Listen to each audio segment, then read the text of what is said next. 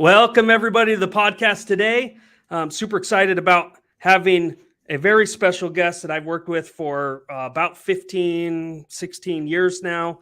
But welcome, everybody, whether you're watching this on Facebook or YouTube or Instagram or all the other places that we stream this. Welcome. Be sure to chat in questions. We have the team who can try to answer those. If we don't get to them live on the call, we have the team who's monitoring those and can get to those. Especially watch out if we, sometimes some resources or links or something come out in the conversation, and we'll try to post those in the comments as well. If you want to make sure that you're up to date on all of our podcasts, go ahead and subscribe at redx.com/podcast. So today we have Verl Workman. Welcome, Verl. Hey, Curtis, thanks for having me.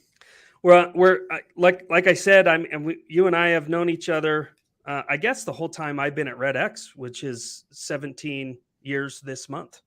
Wow, actually. Great. So I feel like we're just getting started. I know we're doing some cool stuff right now, and it's pretty exciting. So, but Verl, for everybody who, if for some reason they've been doing business under a rock for a lot of years and haven't heard of you and Workman Success, why don't you just give a little intro? This is where I want you to brag. I don't want you to be humble here because you've accomplished some really amazing things. But why don't you give the audience a little bit of taste of who you are and your experience and why it's a privilege for us to have you on the show today. Well, I'll start with the most important thing, and that's that I'm a dad. I live in Salt Lake City, Utah. I've got 6 awesome children and a beautiful wife of 37 years. And I'm fortunate enough to have 3 of my married kids that all work with me in the business, which is kind of a cool thing. Our business, Workman Success Systems, is about 8 years old.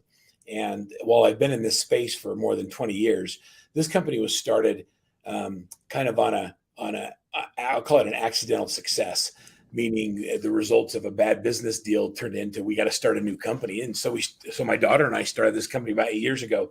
And what Workman Success is we are a real estate coaching company unlike any other. We focus primarily on real estate teams and brokers and owners who want to do a better job working with and running teams. And we do it in a very unique way where a lot of coaches will focus on one aspect of a business. Some are really good at referrals and some are really good at mindset. We focus on the holistic approach of the entire team, meaning we have coaching, training, and development for team leaders, buyer's agents, listing agents, administrative support staff, and even sales managers. And so, we've got this holistic approach to the team, and nobody does it like we do. Companies like Remax Worldwide license our team content, and they use it for their Real Teams program that allows their brokers and owners and team leaders to go through a certification process and have access to our specialty training for buyers, agents, listing agents, and others. So mainly, if it's not fun, we're not going. And so that's my big thing is I want to make sure we're having a fun time doing it. And if you ask me, what's our real unfair competitive advantage, and that it's this, is that we get it. We understand that when you're good at real estate, it creates more opportunities than you can handle. And when you start saying yes to those opportunities, you start saying no to other things that matter more in life, like your family, your faith, your friends, your fun, your fitness, or food. I use those interchangeably. And so when you say no to the things that matter more because you want to make money, you start getting out of balance in your life. And we believe you can have it all. We believe you can make a 7-figure income in real estate. You can have a great family life. You can delegate. You can pour into the people you serve. And you can develop great agents that also have amazing lives. And so that's who we are at Workman Success Systems. And we've got about 100 coaches. And they are clients before they become coaches, meaning they just get it. They've run teams. They're doing the things we ask. They follow the Workman way, and they get nominated to become coaches. And then they come on board. So that's a lot. But really, Curtis, it's an honor to be here. And because we're doing teams, and because teams need leads, REDX has been one of our key partners for all those years. I can't think of a time that I've been in business in almost 20 years where we haven't had REDX as a partner. And there's a lot of people that come and go. CRMs come and go, web providers come and go, but REDX has been a staple in our teams, and they've been a good partner of ours. And so we use it. And our clients are power users of the software because they know that lead generation drives the ship. No leads, no team. That's right. Well, thank you. Man, there was a lot to unpack in that intro. So let me just add to that, to at least add the testimonial that I have of in nearly 2 decades that I've been in the industry, you see a lot of coaching companies that cheerlead, and they perpetuate a single agent model, which means there's no retirement plan. When you stop prospecting, that's it. When you stop working, that's it. And you don't build value in a business. And um, as an executive in a SaaS company, we look at business totally different. And we look at the business itself as an asset. And what is refreshing, Verl, is how you guys teach people to look at their business as an asset, and grow it like a business. I mean, it's very, I would even call them traditional business best practices that you're teaching agents to implement into their business. So they're not an agent, it's a business. And there's different roles in a business. And even as a single agent, you might be wearing 7 different hats. But as you grow, those hats need to be then delegated to other people. And so, yeah, it's an interesting thing that early on, we kind of scratch our heads and go, why don't they just treat it like a business? Well, it's funny because like, how many companies are you aware of that don't run as a team? Like, really? Like, you go to the dentist and you get greeted by a receptionist, and then the hygienist comes in and gets your teeth cleaned, and then you have a dental assistant that's getting everything ready, and the dentist comes in and does their work.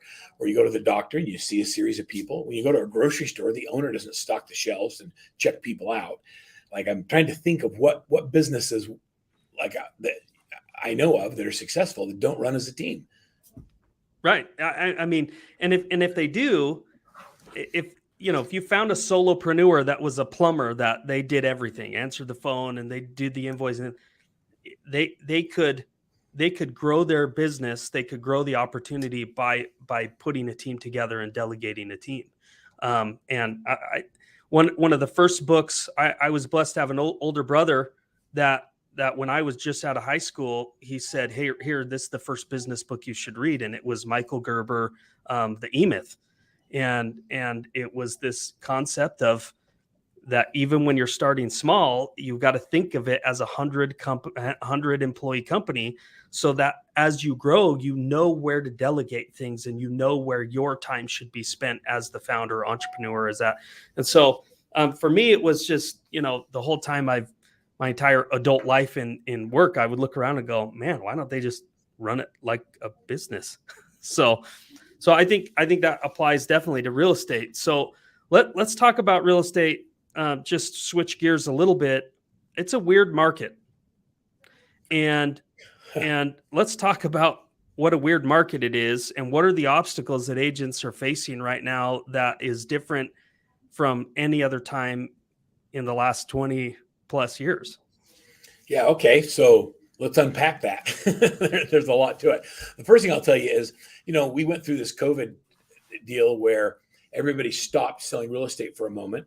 And we developed all these tools and resources for virtual real estate, virtual open houses. We gave them to the industry because we believed that the river of real estate, the life events that occur that cause people to move, don't stop happening because of a pandemic. People get married, they get divorced, they upsize, downsize, they relocate, jobs, whatever. There's all these life events that occur.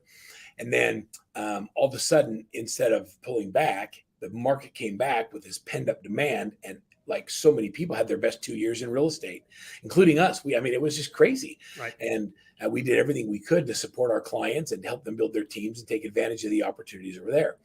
And just like when you go really hard at something and you go at full speed, you get to the end and you almost have to take a breath and you have to catch your breath. I kind of feel like that's what the market's been doing. It's been catching its breath. The pent-up demand hasn't stopped. The life events that occur that cause people to move aren't going away, but people just kind of caught their breath. And then with interest rates going up, it took some people that were anxiously engaged, that were frustrated that prices were going up faster than they could get qualified. It caused people to step back and catch their breath. And that's what's been happening. And the agents that step back and catch their breath are the ones that are going to lose, because what happens when the market catches its breath is it creates even a greater pent-up demand, as we saw in COVID. And so what's going on right now is there's all these people sitting on the sidelines that have been waiting to engage that are going to get ready to move. Now, people are still moving, and there's tons of houses being sold. Like, if your market's down 20%, that's a ton of houses still being sold. And I tell agents all the time that we don't create any new business. All we do is take other people's. Now, that's not very nice, but it's true. If your market share goes up, somebody else has got to go down. Yeah, there's a finite number of homes that are going to sell in your marketplace. And so you get to choose. You get to choose. What side of that transaction do we want to be on? Do you want to be on the increasing market share or the decreasing market share? And so we train our coaching clients that to lean in when everybody else is pulling back. That's the greatest opportunity to message different to the market, to put yourself in the front of the mind of the consumer, and then of course use all the tools and technology so they see you everywhere. And so when that moment happens where they're ready to get off the sidelines, bam, you're there. Well, and that's what's happening. I mean, the demand, the desire is building, and people are still waiting. And if interest rates drop, or finally reality sits in that they are where they are, there is going to be a surge in people coming to market. Something you said is similar to some of the data research that we've been doing on the individual agent side, which is, we can see in the marketplace what's happening based on expireds, cancel, withdrawn, what's happening with off-market listings or listings going off market. And so we can kind of see that, and how many people are relisting those, and how many people are going with new agents versus previous agents, and all of that stuff. But what's really interesting about our own marketing statistics is about, 8 months ago, we, interest rates had gone way up, and that's the breadth that you're talking about. And what we saw is all of a sudden our site traffic increased, the number of podcast downloads increased for us. We started seeing a greater number of people calling in. Of course, we had a whole bunch of reactivations, like, okay, I've been on a prospecting hiatus, but here I am again. And we started to see some of that, but mostly we only saw interest, but our sales didn't go up. And what was happening in the marketplace is the agents, you're talking about the agents that are also taking a breath. There's a whole bunch of agents out there that are like, okay, well, let me look into prospecting, but I really hope that the market's going to shift and I'm not going to have to do that. Right.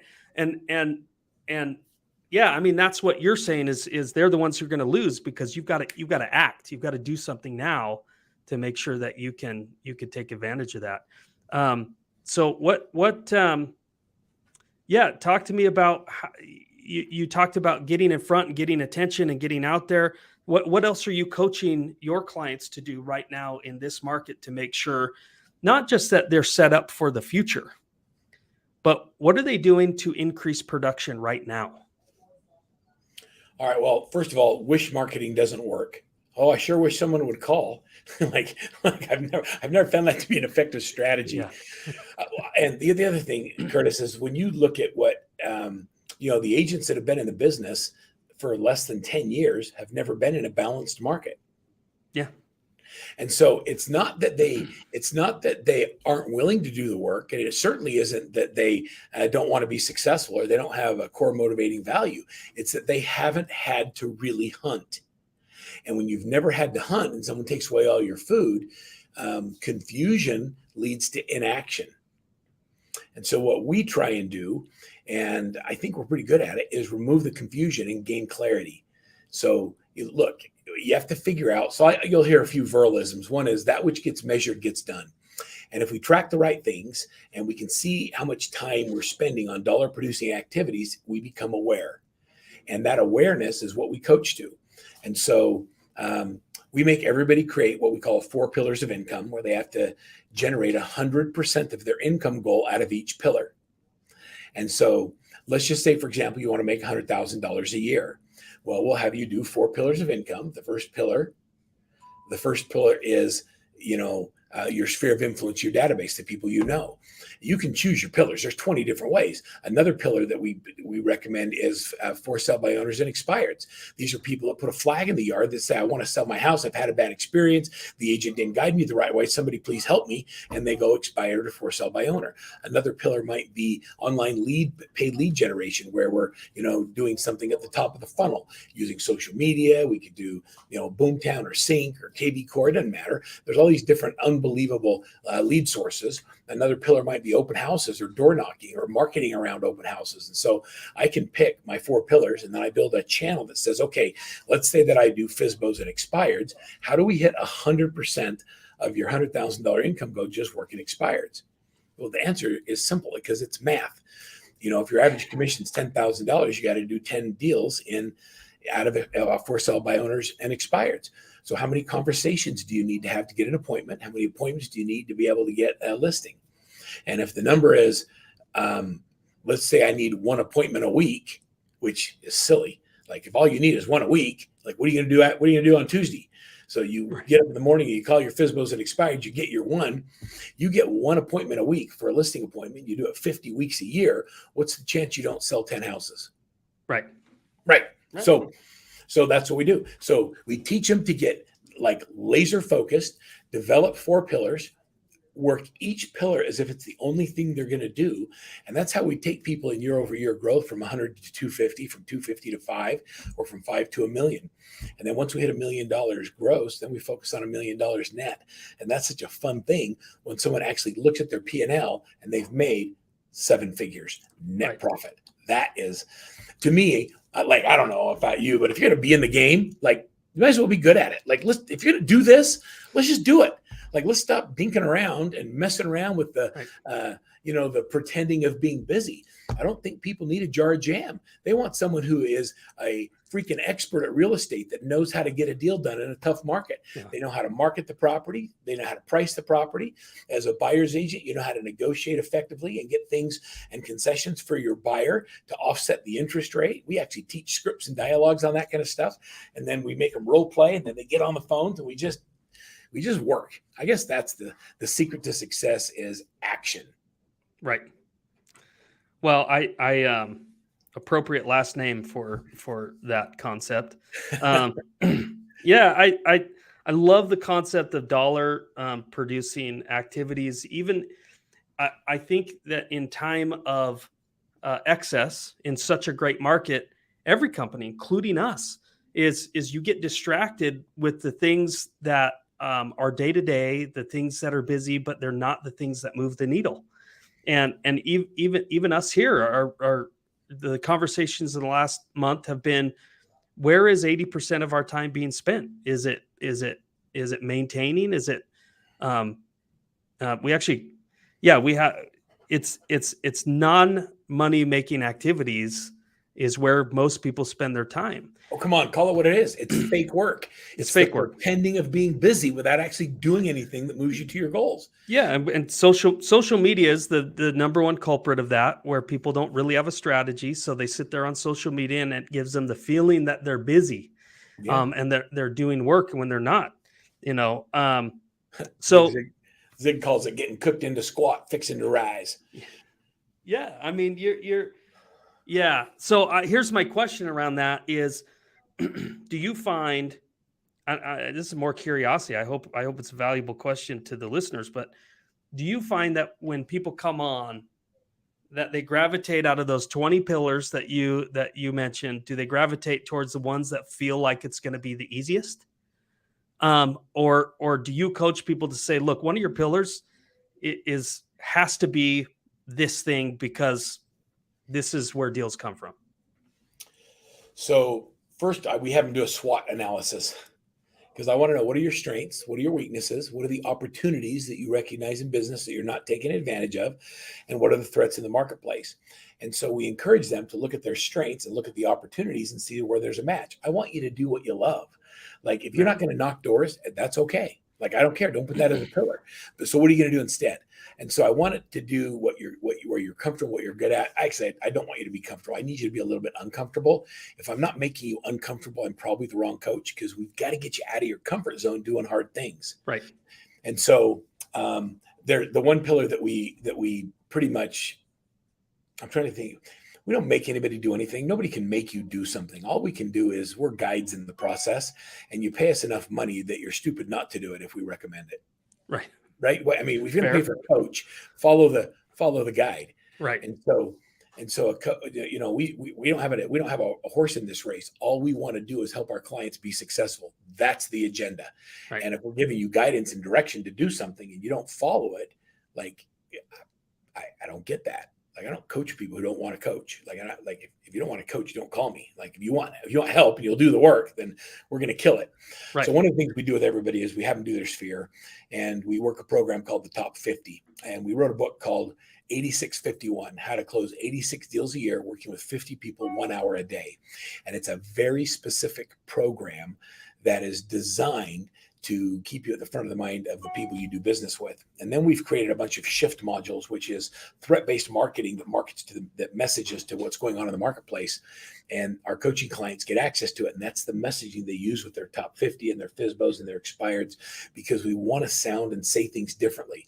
We're using emotional intelligence phrasing to move people from stuck and frustrated, which causes inaction, to excited and opportunistic and elated because they finally got the information they need to go forward. So we're moving their emotional awareness from one feeling to another feeling using very, very well crafted messaging. So that's one of the things we make everybody do is their top 50. Matter of fact, if you want to, I'll make sure that I have my team upload a link to the podcast, and everybody can have a copy of our top 50 ebook. It's 8651. Yeah, that would be amazing, because I think and just, even though you're giving the ebook away, and thank you for that. So for listeners, just chat in on the chat that you want the ebook, and we'll make sure you get that. Is what of the top 50, we run into this when we're talking to people about their sphere of influence. They go, well, I have 1,200 contacts in my phone.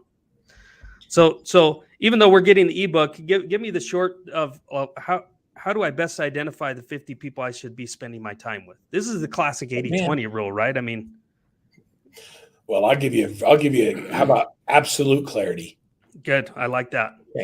Okay. So I want you to make a list of the 50 people in your life that you know, and you actually like them. These are your friends, people you go out to dinner with, who you go out as couples, that are most likely to give you one referral a year. That's the qualifier. Are they capable of giving me one referral a year? And can I count on them for one? Everybody knows lots of real estate agents, so you don't have to give me all of them, but can I count on you for one, Curtis? Real estate comes up at work or in a general meeting, or you got somebody moving to Salt Lake. I just need to know that you're good for one. I'll keep you on my top 50 list. And so we get at the front of their mind. We tell them they're a top 50, and then we have one personal touch every single month with all 50 of them. And a personal touch is defined as a face-to-face, meaning no chat, no text, no voicemail. You can call them if you can't get a hold of them to go to lunch or go get coffee or get together as couples and do something. What happens with this is you're going to end up with, 30 people that give you at least one referral. And at the end of the year, you have to replace the 20 who didn't with 20 new ones that will. And we continue to refine that list. We do a client appreciation event. The top 50 that give you referrals get to attend that. You celebrate them. We send really great thank you gifts when people send us a referral, and another one when it closes. We make it a huge event around our top 50. And that top 50 system, you can generate so much business just working that. Like I don't even want you to buy anything until you show me you're working your top 50. Wow.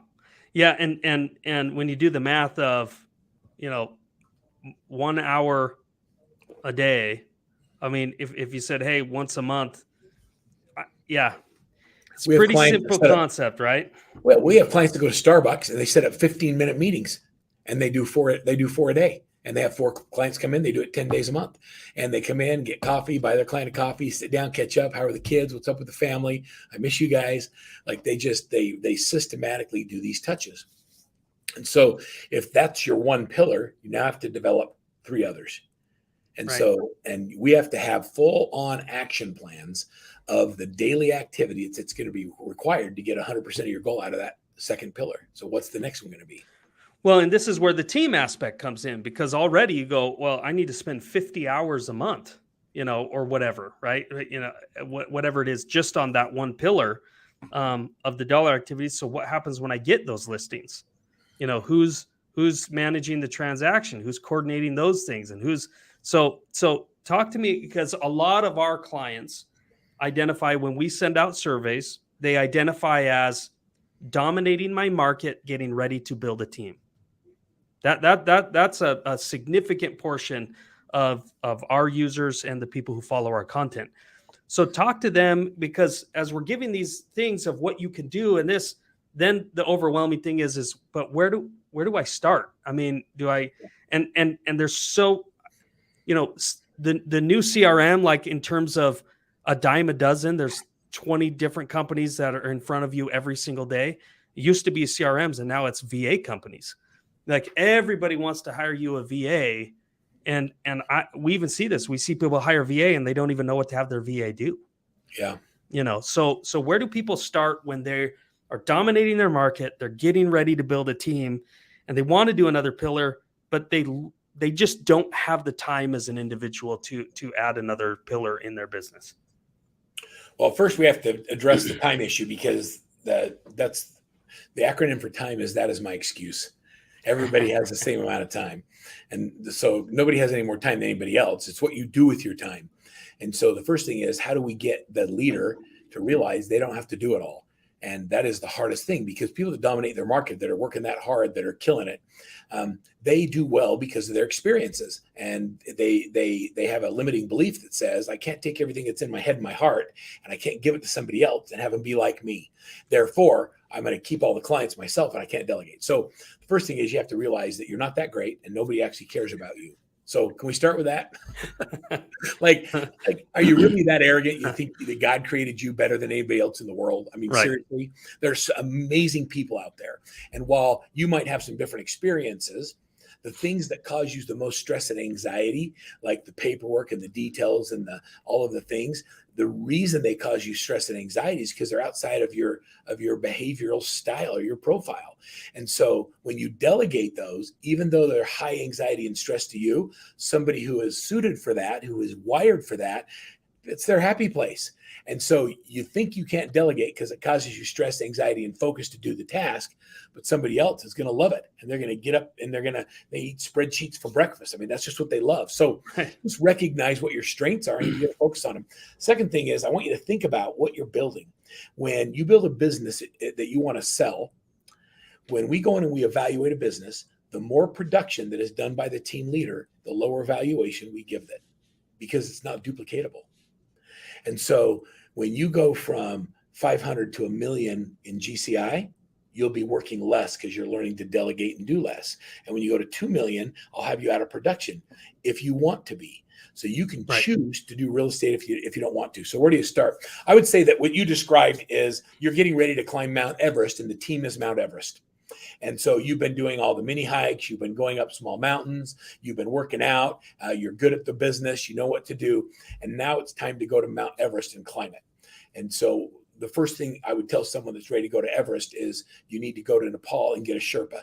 And so you need to get a guide or someone who's been up this mountain 100 times before. And what's interesting, Curtis, in this analogy, and I just met somebody from Nepal that was just fascinating. And she said, when I was in India, I didn't feel like they were my people. But when I went to Nepal, I felt like they were my dad. And I said, you know why that is? And she says, no. I said, because they're a servant culture and they're a coaching culture. The whole culture is they're there to guide people who are going to ascend this mountain once in their lifetime. And you think you're hiring a porter, but you're hiring someone who's going to save your life. Right. You're hiring someone who actually knows the problems you're going to have if you don't acclimate, or if you don't change your systems, or if you don't hire the right administrative assistant, and they know how to ask the right questions. And so I would say the first thing I would do is get a guide, hire a coach, and someone who's been up to Team Mountain 1,000 times. It can't be the first rodeo. It can't be someone that does, oh yeah, I do all the mountains, and then on the side I do Everest. Like, you want that guide? Right. Or do you want? Right. I want the guy that goes up Everest every single summer 4 or 5 times, that knows all about the weather patterns and all those things. And so when you get your guide or you get your coach, make sure that this is what they do is build teams. And then they'll evaluate what you do and what your business looks like. And then we can kind of determine, does it make sense to get an outsourced transaction coordinator, or are you at enough number of transactions that we can bring somebody in full time? And then what do you pay them, or what do you call them? So we've developed systems for all that. We have the hiring process, the interview questions, the profile of the person. We have the job description. And then when you come on board, we've created a 30, 60, and 90-day onboarding process for every position on the team. And so all of the heavy lifting that a team leader thinks they have to do, we've put it into a system. And so you just plug it into a system. And it's not that mine's the best, Curtis. It's just that I have one. Right. And nobody else does. So just use mine until you have a better one. And there's no, I don't know anybody that has the team stuff that we have, anybody in the world. That's all we do. That's awesome. Well, look, that was some pretty profound advice. I took some cool notes. So just to recap a couple of things, and then I actually want to ask you some questions about your upcoming event. But I love a few concepts. I mean, I hope everybody wrote down the whole 50-86-1 plan and is going to ask for the ebook to get all the details on that, because if there, some of you may be listening to this podcast struggling of where to even find a deal, let alone build a team, right? So that's a great place to start, is just figure out your top 50 and go. And I think that was pretty amazing. The concept of emotional movement and the concept of people being stuck because they're frustrated in the real estate market, and our job is to create excitement. I think we could have gone 15 more minutes just on that concept alone, because that's my philosophy on sales and marketing in general. That's the whole premise of marketing. We're experience creators, and we even have in our creative briefs, Verl, for our ads and stuff, it says what emotion do they have, and what emotion do they need to have to take action? So I think people understanding that that's part of their job as a real estate professional is find people who are stuck, and what experience do you create for them to help them move forward is key to getting those 86 deals from your top 50. Four pillars, everything, but ultimately I think building a team and doing that. And then I want you to repeat one thing about how you value a business and the team leader's production. That to me is probably the takeaway I would hope that anybody thinking about building a team or even has a team right now is thinking about.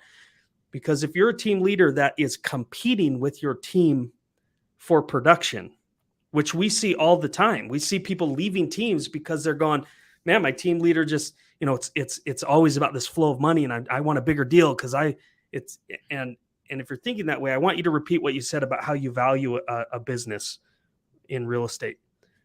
Yeah, what I said is that when we look at a business, the more production that's done by the leader, the lower valuation we give the team, because when that person is gone, the transactions go away. Right. And Curtis, there's a why behind it.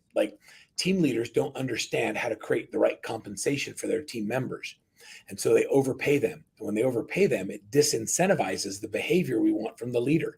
And so if I have a buyer's agent I'm paying 60, 70, or 80% to, I'll never give them my A leads because I can't afford to. And so we have very specific guidelines on how to pay buyer's agents and listing partners so that you stay at a 50% gross profit after your cost of sale. And you can't start at 50-50. Otherwise, they're making more than you, and you have all the risks. So there's complex thought process that goes into, and look, we've screwed it up. We screwed up so many times that now we got it dialed in.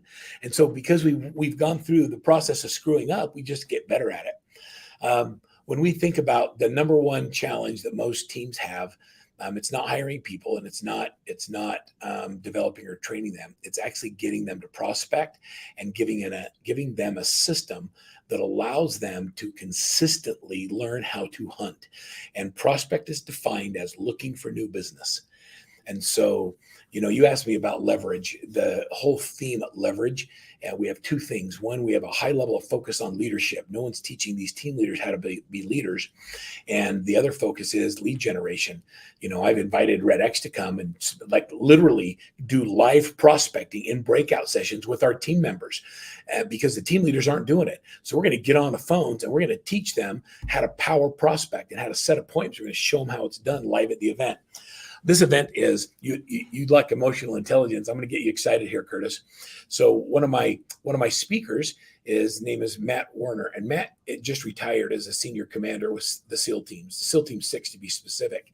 And after 20 years as a senior leader and more than 20 deployments, he met somebody in his journey who was a PhD, Dr. Kathy Greenberg, in emotional brilliance. She actually wrote the book on it. The government, the CIA, the FBI, special forces, police forces, and governments hire her to come in and teach them how to use emotional intelligence to reacclimate into society, to de-escalate situations. She will be at the event with us, also doing breakouts and sharing on how to use emotional intelligence. And it's his wife now. And so they're married, and it's a power couple on emotional intelligence and leadership. And we have Dr. Della Toro, who's a best-selling author that teaches how to do great presentation skills. So I want you to think about this. That's all we do. Like right. When you're on the phone and you're prospecting FSBOs and expireds, what if you had the skills to present in a way that got people to say yes more often? When you're in a listing presentation or working with a buyer to get a consultation done. And so Dr. Tell is going to talk about living his best life. And then in our breakouts with our team leaders and team members, he's going to dial in how he develops CEO and corporate leaders to give rock star presentations and get deals done. So, and then of course, Sherry Levitin, who wrote the book Heart and Sell, which is changing the way we sell today. So you can sell with your heart. Her husband is a cardiovascular surgeon for many, many years. She's taken the concepts and now works with companies like Google and Salesforce and others. And so this is a rock star lineup of people you don't usually get to see in real estate. But because of my connections as a professional speaker, I've developed a network of unbelievable individuals who are sharing their gifts with us at Leverage. I'd say if you don't go to any other event this year, and I really mean it as a team, this is designed for your whole team. We're bringing Kirk Weisler in the first day, and he does team games. And how do we do activities that bring the team together? It's just fun. It's in October. It's the 26th, 27th, and 28th. I get excited about it because we do it for our teams. And we want our teams to come in and actually see how we teach things in action by other high-performing teams. And it's fun to be in a room. And so I just encourage everybody to get there. Just go to workmansuccess.com and click on events. It'll take you to a page where you can sign up and get your whole team coming. And thank you for asking me about it. We're excited for it. We think it's, again, there's few events catered. Would you say, it's catered towards team, but again, this large segment of our audience, we have a lot of teams, but we have a lot of people who aspire to be team leads and build teams. Is it the right event for them as well? Yeah, the event's called Leverage. It's how to create leverage in your business and in your life. And so if you're looking to start a team, this is where you want to go with people that were exactly where you are a year ago. It's so fun. I had a client at Nick Paynes is his name, and we met him at a REMAX conference, and we met about, hundreds of people, and there were a bunch of them that signed up for coaching. And Nick was there with one of his buddies. And Nick says, I am busy. I need help. What do I do? He came into coaching. We built a team. He doubled his business. He stopped working with buyers. He no longer works evenings and weekends. As a young father, that's really big to him. The following year at the same convention, the other person came to us and they were at the same place.